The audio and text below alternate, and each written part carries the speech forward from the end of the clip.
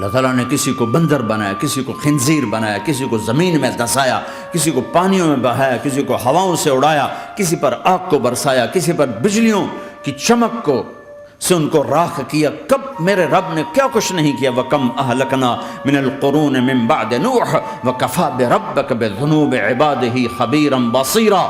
کیا کچھ نہیں ہوا ہمارے ساتھ، وہ کچھ کیوں نہیں ہوا کہ وہ کملی والے کی دعائیں ہیں، دعائیں ہیں، دعائیں ہیں، رونا دھونا ہے، امتی امتی۔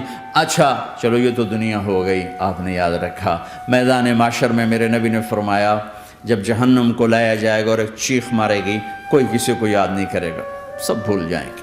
ہر ایک کی زبان کے آپ نے مشہور لفظ سنا ہوگا، نفسی نفسی۔ جب جہنم آئے گی تو ایک چیخ مارے گی اور کئی بلین فرشتے اس کو پکڑ کے لا رہے ہوں گے اور وہ ان کے ہاتھوں سے نکل رہی ہوگی اور اس کی آگ کے شعلے اور اس کا دھواں اور اس کی چیخ اور اس کی آواز، تو جب وہ قریب آئے گی تو اس کے آواز پر سارے مرد عورت زمین پر گریں گے اور سب کہیں گے یا رب نفسی نفسی، یا رب نفسی نفسی، یا رب نفسی نفسی۔ یا اللہ میری جان، میری جان، ماں نہیں، ابا نہیں، بیوی نہیں، بچے نہیں، بھائی نہیں، میری جان۔ چلو میں تو آپ عام لوگ ہیں، انبیاء نبی کہیں گے یا اللہ میری جان، ابراہیم خلیل جیسے کہیں گے یا اللہ میں کسی کا سوال نہیں کرتا، باپ کا بھی نہیں کرتا، میری جان۔ اور عیسیٰ علیہ السلام جیسی ہستی کہیں گے یا اللہ میں اپنی ماں مریم کا بھی سوال نہیں کرتا، میری جان، میری جان۔ عیسیٰ علیہ السلام سے لے کر آدم علیہ السلام تک نفسی نفسی، نوح علیہ السلام نفسی نفسی، یحییٰ زکریا باپ بیٹا ہیں لیکن نفسی نفسی، سلیمان داؤد باپ بیٹا ہیں لیکن نفسی نفسی، یوسف یعقوب باپ بیٹا ہیں لیکن نفسی نفسی، یعقوب و اسحاق باپ بیٹا ہیں لیکن نفسی نفسی، اسحاق ابراہیم باپ بیٹا ہیں لیکن نفسی نفسی، اسماعیل ابراہیم باپ بیٹا ہیں لیکن نفسی نفسی۔ یہ نبیوں کا حال ہے، میرا کیا حال ہوگا؟ لیکن اسی ہنگامے میں جب ہر مرد عورت کہے گا نفسی نفسی، ایک آواز ابھرے گی امتی امتی، ایک آواز آئے گی امتی امتی، ایک دکھ بھری، ایک درد بھری آواز آئے گی امتی امتی۔ سننے والے حیران ہوں گے یہ کون ہے، یہ کون ہے جو اپنے آپ کو نہیں مانگ رہا، اپنی امت کو مانگ رہا ہے، یہ کون ہے؟